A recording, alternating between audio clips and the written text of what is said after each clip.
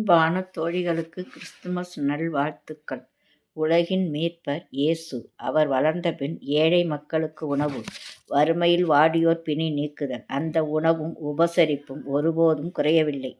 தன்னறிய திரிமேனி சதைப்புண்டு தவிப்பெய்தி பன்னறிய பலபாடு படும்பொழுதும் பரிந்து எந்தாய் இன்னதென அறிகில்லார் தாம் செய்த இவர் பிழையை மன்னியும் என்று எழில் கனிவாய் மலர்ந்தார் நம் அருள்வள்ளல்.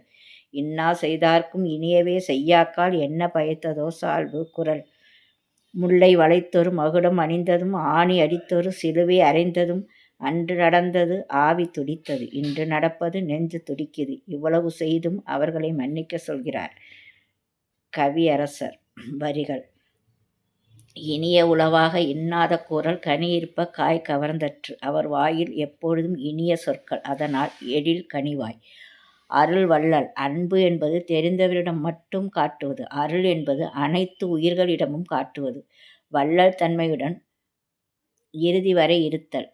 கண்ணதாசன் அவர்களால் இயேசுவின் வரலாற்றை கவிதையாக சுமார் 400 பக்கங்களில் எழுதி முடித்தார். 1982 வெளியிடப்பட்டது. அதில் உள்ள சில வரிகள். மாணிக்கத் தொட்டிலுக்கு வாய்க்காத பெருமை எல்லாம் ஆனிரை தொழுவினுக்கு ஆர் அளித்தார் எங்கோவே. தத்துவ ஞானம் புத்துயிர் பெற்றது யூத நிலத்தினிலே. சத்திய வேதம் நின்று நிலைத்தது தாரணி மீதினிலே.